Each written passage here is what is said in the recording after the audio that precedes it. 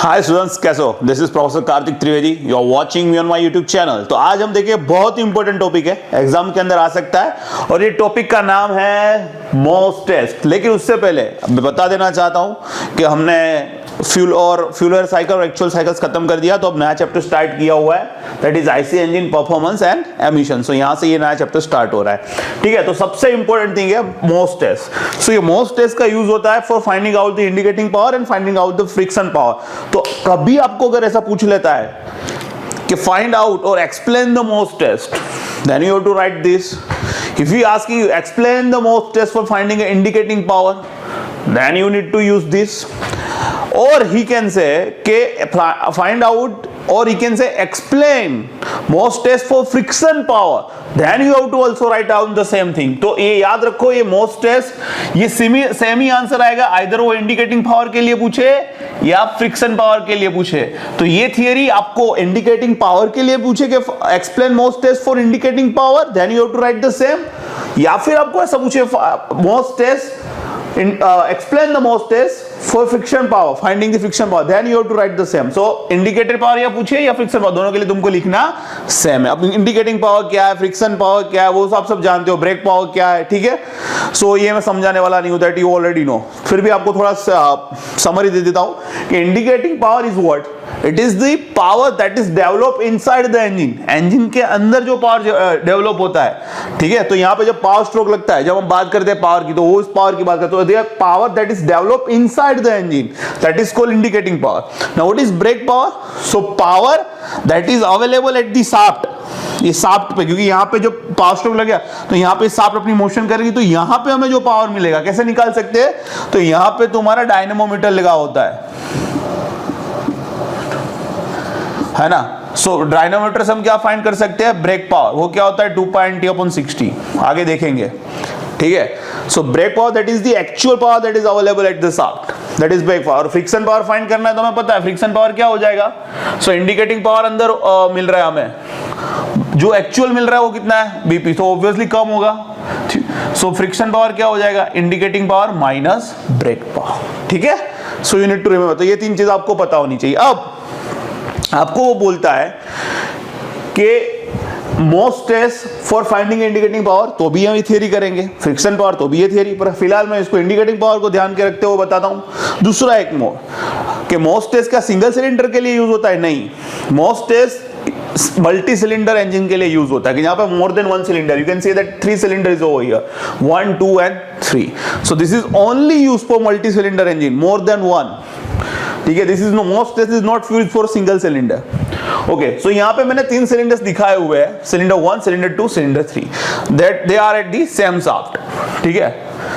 सो now जब all cylinders are working, मान लो तीनों 3 सिलेंडर वर्क कर रहे हैं, तो ब्रेक पावर क्या होगा? तो हमें पता है ब्रेक पावर क्या होता है। सो ब्रेक पावर, तो मैंने आपको बताया फ्रिक्शन पावर क्या होता है? Indicating power minus brake power. So can I write brake power is equals to indicating power minus friction power, ऐसा लिख सकता हूं।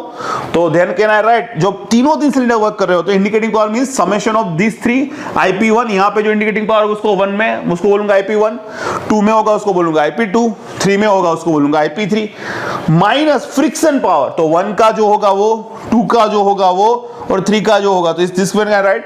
सो I can write braking power is equal to brake power is equals to IP1 plus IP2 plus IP3 minus friction power means total friction power, summation of 1, 2 and 3। So जिसको मैं equation number 1 बोलूंगा। अब हमारा logic क्या है? हमारा logic है कि इंडिकेटिंग पावर कैसे यूज करें, how to find the indicating power for cylinder 1, 2 and 3।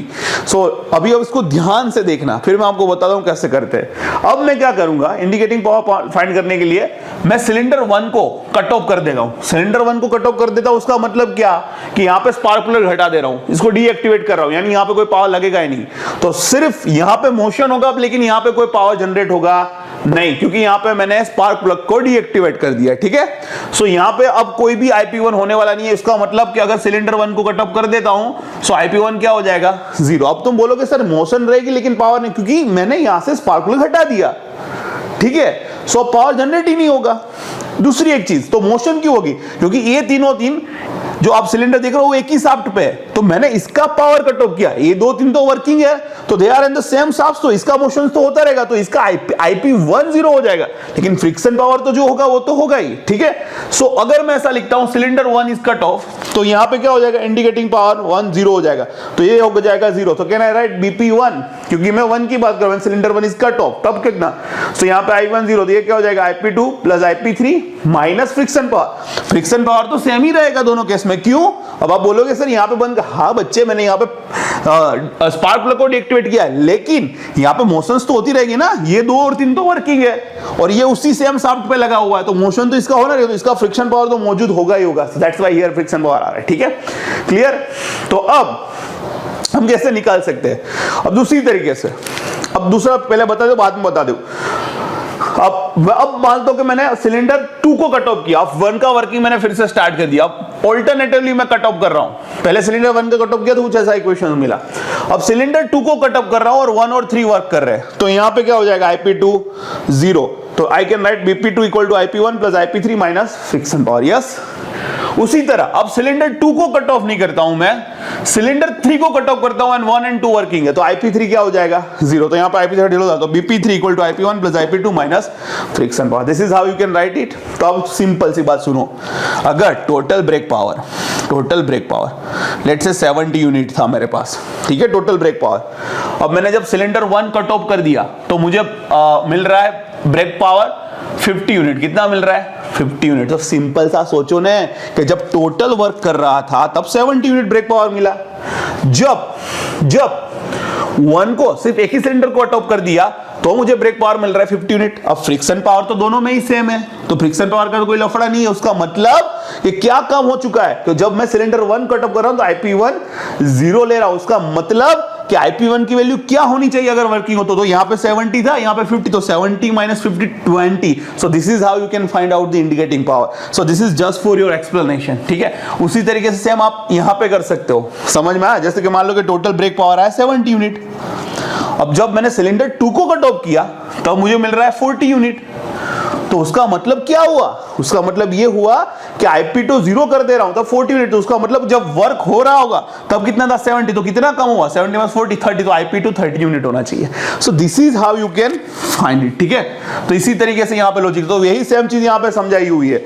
अगर मैं 1 माइनस 2 करूं, इसको 1 दे दो, 2 दे दो, 3 दे दो, 4 दो, तो 1 माइनस 2 करो तो क्या होगा BP minus BP1, friction power cancel, IP2 IP3 cancel, तो क्या मिलेगा BP minus BP1 equal to क्या मिलेगा IP1। तो मैंने वही बताया ना कि जब चारों वर्क करे तब BP था 70 यूनिट, जब मैंने पहले कट ऑफ कर दिया तो BP मिला मुझे 50 यूनिट, तो IP1 कितना होगा 70 minus 50 20, so this is how you can find it. अब सिमिलरली जब यहाँ पे 1 माइनस 2 किया, अब 1 माइनस 3 कीजिए तो we can write BP minus BP2 equal to IP2, उसी तरह 1 माइनस 4 कीजिए BP minus BP3 equal to IP3, so अब तीनों दिन इंडिकेटेड पावर मिल गए, तो टोटल इंडिकेटेड पावर क्या होगा IP1 plus IP2 plus IP3, so this is how you can do it, so this is how you can right. अब यही theory आपको फ्रिक्शन पावर के लिए पूछो तो यही सेम थियरी लिख लेगी, लास्ट में क्या करना है, लास्ट में हम जानते हैं फ्रिक्शन पावर क्या होता है, brake power minus indicating power minus brake power, clear. तो यहां से IP मिल चुका है, ब्रेक पावर हमारे पास था तो फ्रिक्शन पावर भी मिल जाएगा IP minus BP। So this is how you can do it. So I hope आपको थियरी पसंद आएगी, इसको लाइक करें, शेयर करें, सब्सक्राइब करें, important theory. Have a nice day, bye bye.